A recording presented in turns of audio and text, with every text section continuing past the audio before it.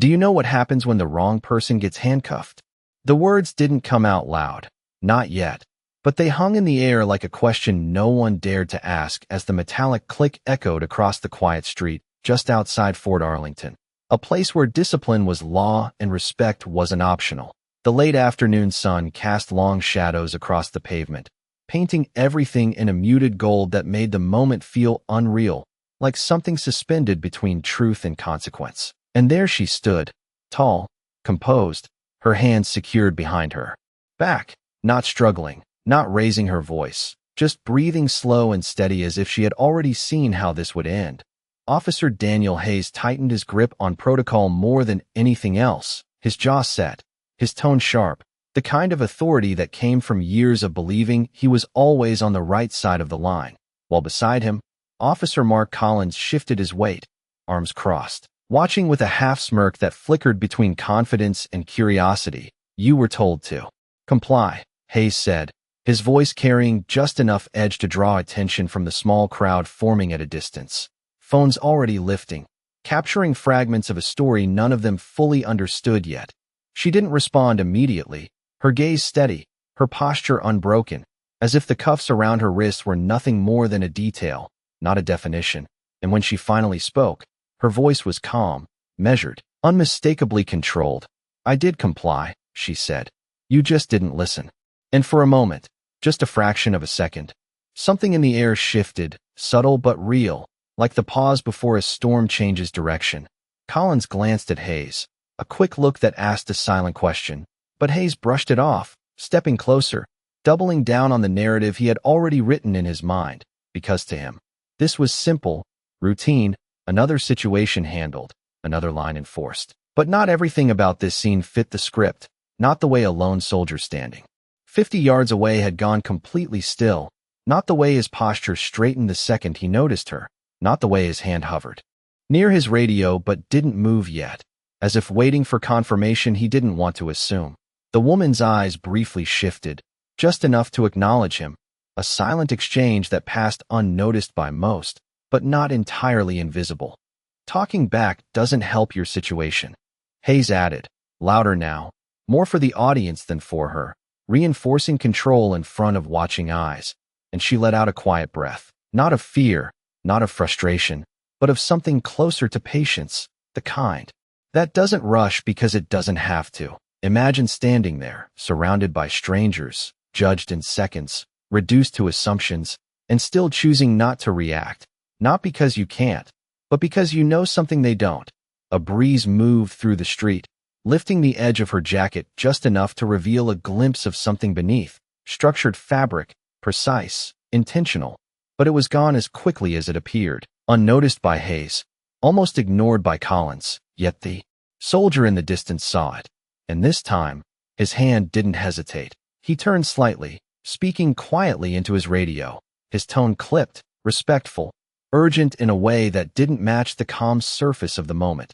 Back at the center of it all, Hayes adjusted his stance, convinced the situation was under control, unaware that control had already begun to slip, not loudly, not dramatically, but quietly. In the background, where real power tends to move first, the woman lifted her chin. Just slightly, her voice steady as she spoke again, softer this time, but somehow heavier. "You're making a mistake." And this time, it didn't sound like a warning. It sounded like a fact.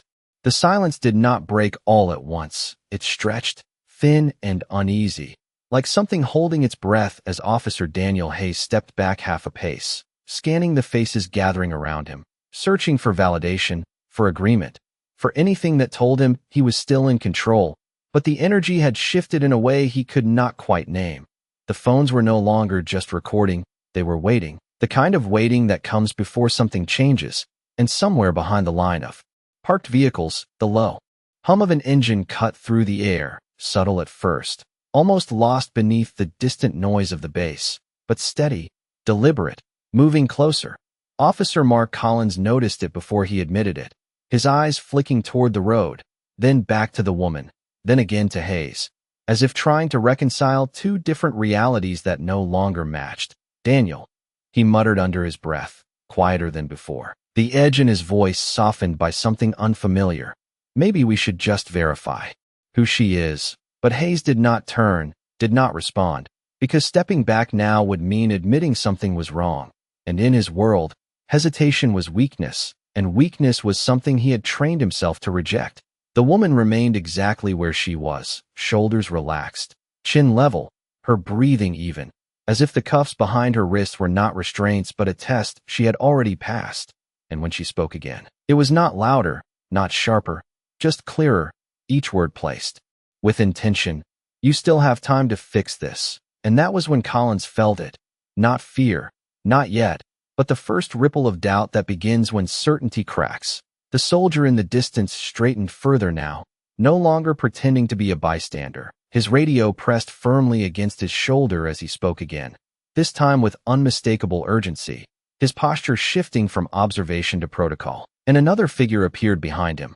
Then another, not rushing, not running, but moving with purpose, their presence quiet but undeniable. Hayes finally turned, just slightly, just enough to catch a glimpse of the movement. And for a brief second, something flickered across his face, not recognition, not understanding, but a disruption in the pattern he had been following. Stay where you are, he said, more forcefully now. But the command did not land the way it had before. It hung in the air, unanswered, as the approaching figures continued forward without hesitation. Their focus not on him, not on Collins, but on her. Collins swallowed, his arms no longer crossed, his stance no longer relaxed, the smirk gone, replaced by a tight uncertainty he could not hide. And under his breath, almost to himself, he said, "This does not feel right." But it was too late for instinct to matter. The vehicle sound grew louder now, unmistakable, a deep, controlled presence that carried authority without needing to announce it.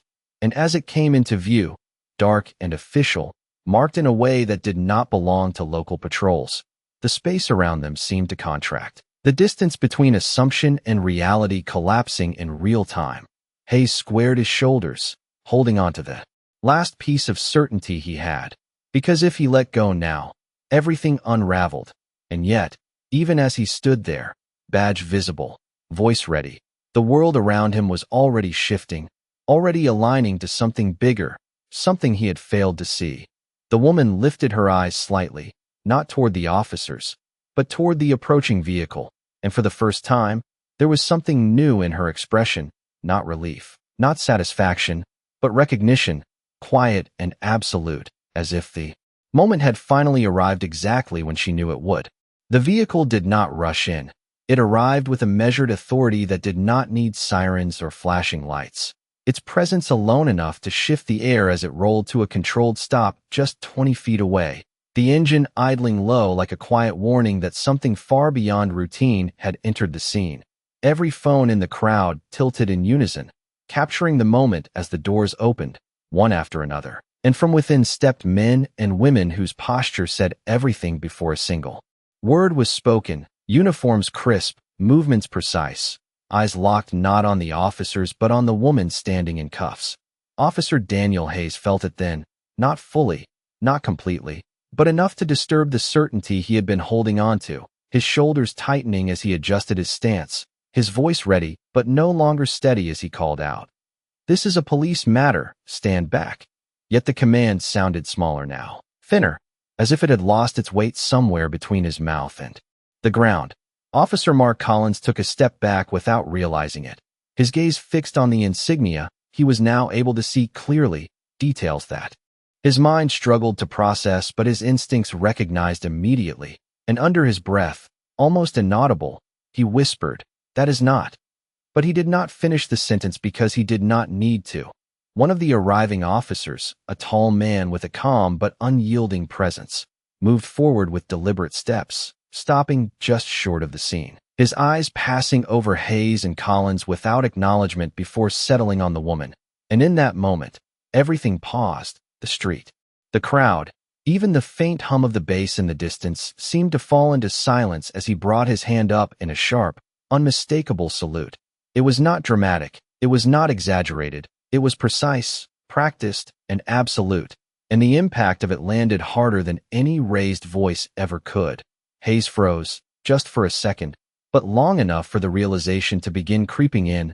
slow and heavy, like a door opening to something he could no longer ignore. The woman, still composed, returned the gesture with nothing more than a slight nod, her expression unchanged, her control never breaking. And when she finally spoke, it was not directed at the officers who had restrained her, but at the man standing before her, her voice steady, authoritative, undeniable. "At ease," she said, and the words carried a weight that reshaped the entire moment. Collins felt his chest tighten, his thoughts racing backward through every decision made in the last 5 minutes, every assumption, every glance, every word, and none of it aligned anymore with what he was now seeing unfold. Hayes opened his mouth, ready to speak, ready to explain, ready to reclaim control, but no words came out, because for the first time, he was not the highest authority in the space, not even close. Another figure stepped forward, holding a secure phone already active, his tone formal as he addressed the woman directly. "Ma'am, the Pentagon is on the line."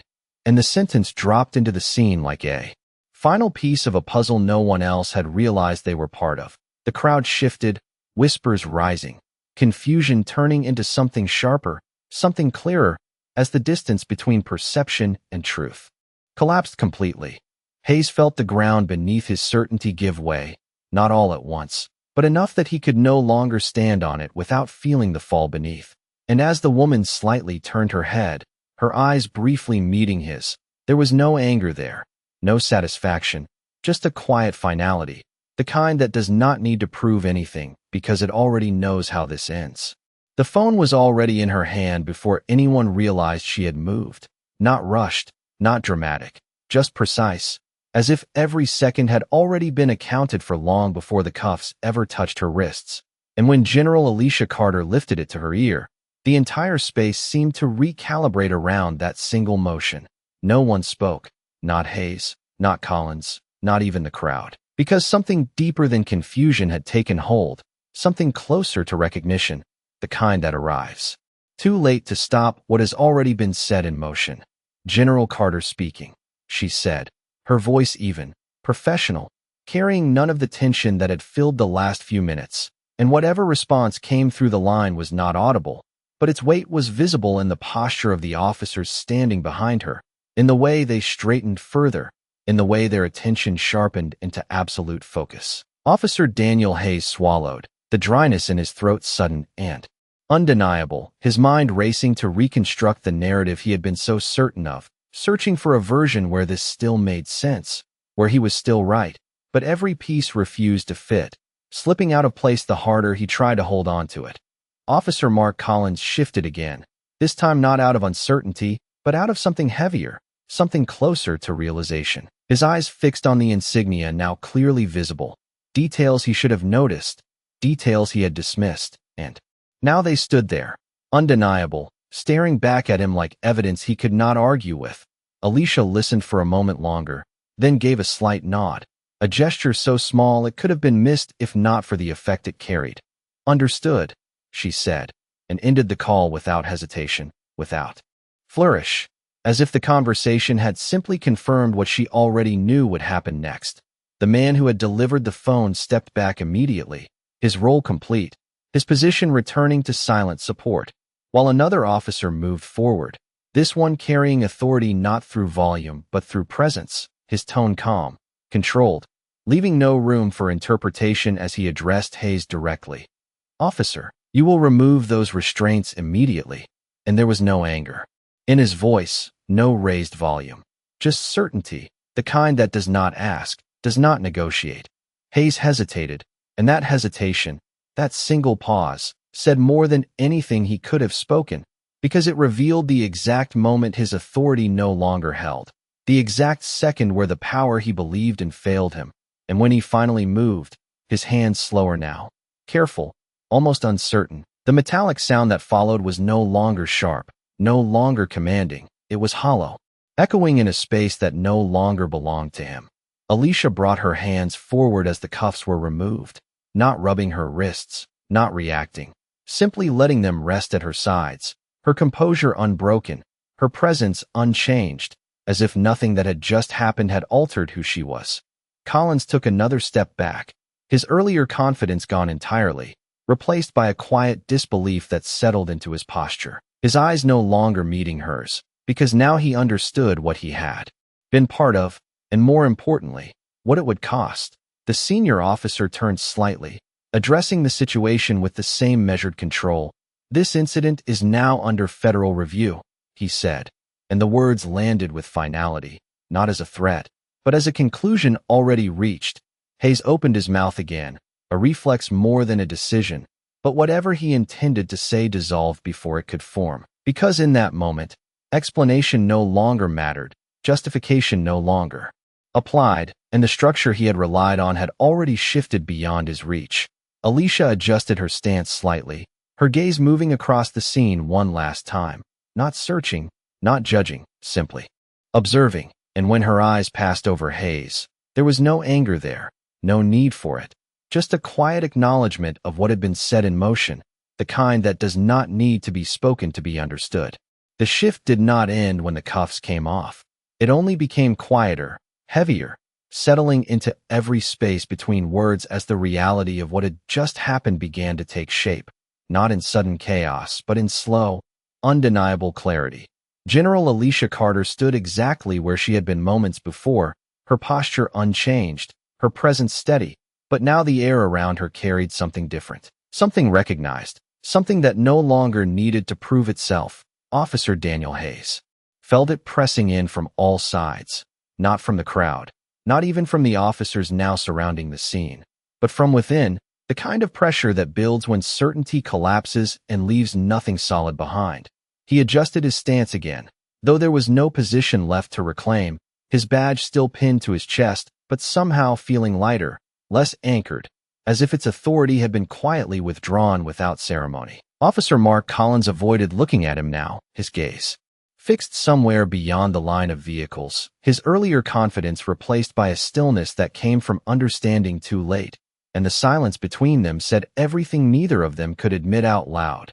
The senior officer who had stepped forward earlier remained composed, his attention moving methodically through the scene, speaking briefly into a secured channel, his words low, precise. Each instruction delivered without urgency because none was needed, the outcome already decided. A second vehicle arrived, then a third, each one reinforcing the shift that had begun with a single call, their presence not loud, not overwhelming, but final, like the closing of a door that would not reopen. Alicia took a single step forward, not away, not toward, just enough to reposition herself within the space that had now been restored to its proper order, her eyes moving across the officers with quiet awareness. Not searching for reaction, not demanding acknowledgement, simply observing the moment as it settled into truth. Hayes finally found his voice, though it came out lower than he intended, stripped of its earlier edge. "Ma'am, I did not realize," and the sentence faltered, incomplete, because realization had come too late to matter, and he knew it. Alicia turned her head slightly toward him, her expression unchanged, calm, measured, her voice steady when she responded. "That is the point," she said, and there was no accusation in it, no anger, just a statement, simple and absolute, one that carried more weight than any raised voice could have. Collins exhaled slowly, the sound barely audible, as if releasing something he had been holding since the moment the scene began, his posture shifting again, this time into something closer to acceptance, though it brought no relief. The senior officer stepped forward once more, addressing both Hayes and Collins with the same controlled tone. "You will remain on site and cooperate fully with the incoming investigation team." And again, it was not a suggestion, not a warning, just a directive already in motion. The crowd, once distant and uncertain, now understood enough to feel the change, their whispers quieter, more focused, the narrative no longer forming but settling. Each person witnessing not just an incident, but its consequence unfolding in real time. Alicia glanced once more toward the horizon of the base, where order had never been in question, then back to the present, where it had been tested and restored, and in that moment, everything aligned, not dramatically, not loudly, but completely, as if the truth had simply taken its rightful place without needing to fight for it. The arrival of the investigation team did not bring chaos. It brought structure. the kind that moves quietly but leaves no space untouched. And within minutes, the scene that had once felt uncertain was now defined by order, by process, by a system that operated far above the assumptions that had started it all.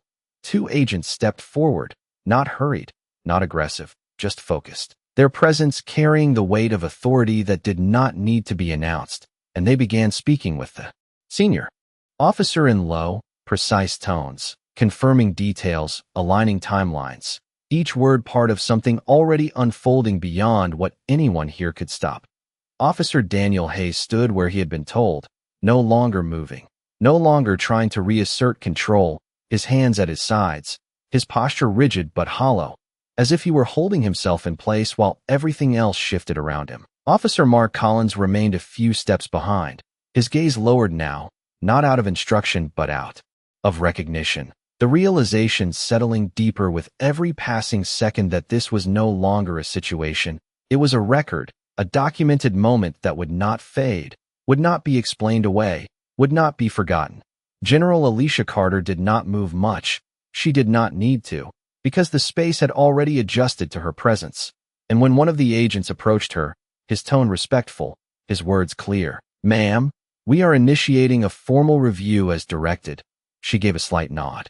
Nothing more, no display, no reaction beyond acknowledgement, because this was not new to her.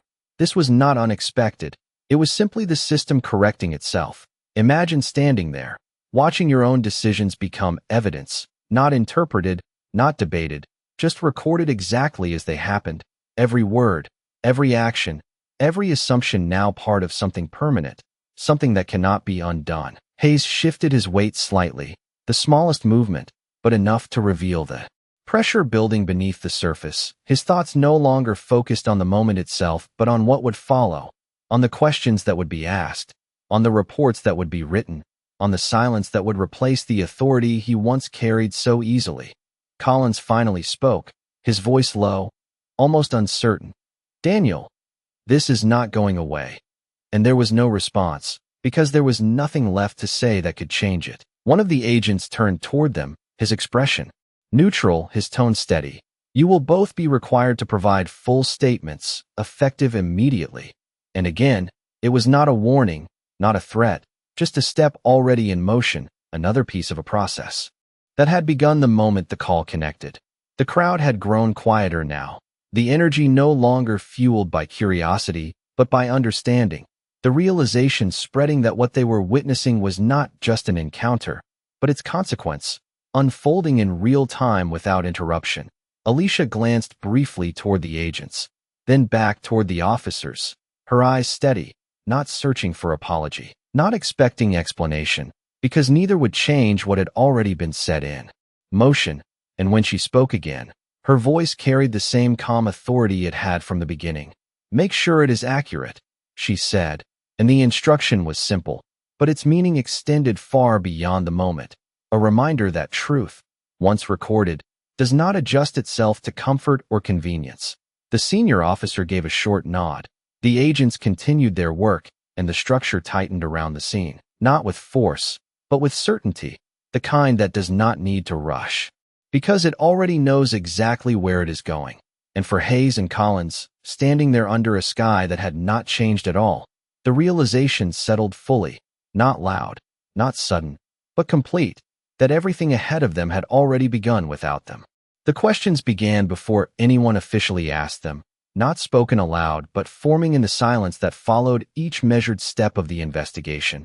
Because once structure takes over, once authority shifts, the moment stops being about what happened and starts becoming about why it happened. And that is where everything begins to unravel. Officer Daniel Hayes felt it in the way the agents moved, not rushed, not emotional, just methodical, documenting angles, confirming positions, noting timestamps, every detail preserved with a precision that left no room for interpretation. And for the first time, he understood that this was no longer about control, it was about record, and records do not forget. Officer Mark Collins stood a few feet away, his earlier restlessness replaced by a stillness that came from knowing there was nothing left to adjust, nothing left to fix. His eyes occasionally lifting toward Alicia Carter, then dropping again, as if the weight of that glance alone carried more than he could hold. One of the agents approached Hayes directly, a tablet in hand, his voice calm but exact. "Officer, we will begin with your account." And Hayes nodded. Almost automatically, his voice slower now, stripped of its earlier certainty as he began to speak, recounting events that had felt so simple minutes ago, but now sounded different. Each word heavier, each decision sharper in hindsight, as if the truth had shifted its shape without changing its facts. Imagine hearing your own actions played back not through memory, but through consequence, where every assumption becomes visible, every choice stands alone without excuse, and the silence between sentences says more than the words themselves. Collins was next, his statement quieter, more measured, his tone reflecting something closer to awareness than defense, and when he finished, he did not look toward Hayes, because the space between them had already changed, no longer shared, no longer equal. General Alicia Carter remained composed throughout, answering only what was necessary. Her responses clear, concise, leaving no gaps, no exaggeration, no emotion beyond professionalism. Because she did not need to add anything to what had already been established, the moment itself had done that. The senior officer listened closely, occasionally exchanging brief confirmations with the agents, their communication efficient, aligned, each step reinforcing the direction this process was taking, not escalating, not dramatic, just inevitable. The crowd had begun to thin now, some stepping away, others lingering at a distance, their curiosity replaced by understanding, because the story had already shifted from spectacle to consequence, and there was nothing left to anticipate, only to witness. Hayes finished speaking and paused, as if expecting something in return, a response, a correction, anything that might soften what had been set in motion, but none came, because the process did not respond. It continued. One of the agents reviewed his notes briefly, then looked up, his tone unchanged. "We will follow up with formal documentation." And that was it. No judgment, no commentary, just the next step in a sequence that had already begun. Alicia shifted her gaze toward Hayes one final time, not to confront, not to question, just to acknowledge the moment as it was, complete, irreversible. And when she spoke, her voice remained steady, carrying the same quiet authority it had from the beginning. "Every decision leaves a record," she said, and the words settled into the space between them, not as a warning, not as a lesson, but as a truth that no one there could avoid. The vehicles remained, the agents continued, and the structure held firm around them, not tightening, not pressing, just existing with certainty. And for Hayes and Collins, standing within it, the realization was no longer forming. It had already arrived, clear and final, that what they thought was a moment had become something far beyond it, something that would follow long after the street returned to silence. By the time the final notes were taken, the scene no longer felt like the same place where it had started. The golden light had dimmed into a cooler shade as the sun lowered behind the distant structures of the base, and what remained was not tension, not confusion, but a quiet aftermath shaped entirely by what had already been set in motion. The investigation team moved with the same steady precision, closing loops, confirming identities, securing statements, each action deliberate, each step reinforcing that this was no longer unfolding but concluding its first phase.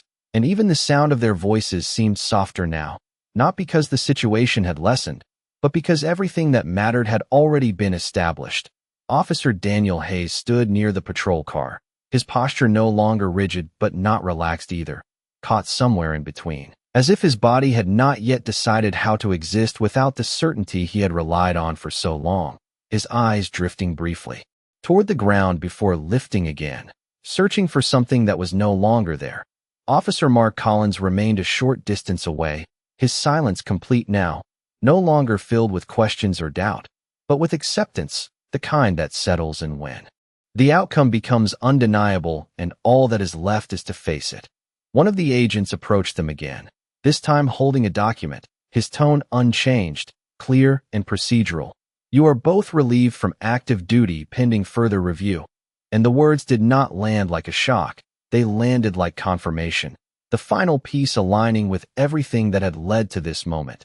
Hayes nodded slowly, not in agreement, not in resistance, just in acknowledgement, because there was nothing left to challenge, nothing left to reinterpret. The structure had already moved beyond him. Collins exhaled quietly, his shoulders lowering just slightly, as if the weight of uncertainty had been replaced by something heavier but more defined, something he could no longer avoid. General Alicia Carter stood just beyond them, her presence still composed, still grounded, not watching for reaction, not waiting for response. Because this was never about reaction, it was about consequence, and consequence does not pause for emotion. The senior officer exchanged a brief glance with her, a silent confirmation that everything required had been executed, and she gave a small nod in return, the kind that ends a process without needing to announce it. Imagine standing there, realizing that the moment you believed you controlled was never yours to begin with, that the authority you trusted had limits you never questioned, and that those limits have now been made visible in a way that cannot be undone. The remaining vehicles began to shift slightly, not leaving yet, but repositioning, preparing for the next stage, while the crowd had nearly disappeared, the last few onlookers stepping away quietly, their voices low, their attention no longer drawn by curiosity, but by understanding. Hayes glanced once more toward Alicia, his expression no longer defensive, no longer certain, just still, as if trying to reconcile the person he had assumed she was with the reality that now stood undeniable before him. But there was no bridge between those two versions, no way to rewrite the moment that had already been recorded. Alicia met his gaze briefly, not with judgment, not with distance, but with the same calm clarity she had carried from the beginning. And then she turned slightly, her focus shifting forward, away from the scene, toward what came next, because for her, this moment was not an ending. It was simply a correction, one that had already been made. And as the agents finalized their positions, as the officers remained where they were instructed, and as the last echoes of the situation settled into stillness, the truth of it all stood fully revealed, not loud, not dramatic, but complete. The kind of truth that does not need to be repeated because it has already reshaped everything around it. The last vehicle pulled away slowly, not in a hurry, not with urgency, but with the quiet confidence of something that had already completed its purpose, leaving behind a street that looked almost unchanged at first glance, the same pavement, the same fading light, the same distant hum of the bass, yet everything within it had shifted in a way that could not be seen but would not be undone. The investigation team remained only long enough to finalize the immediate process, exchanging brief confirmations, securing the final records, and then, one by one, they stepped back, their presence fading into the structure they represented, a system that had arrived, corrected, and moved forward without needing recognition. Officer Daniel Hayes stood still as the space around him emptied, the absence of movement now louder than anything that had come before. His badge still in place, but carrying none of the certainty it once did, his thoughts no longer racing, but settling into something heavier, something quieter, the kind of understanding that does not come all at once but stays, lingering long after the moment has passed.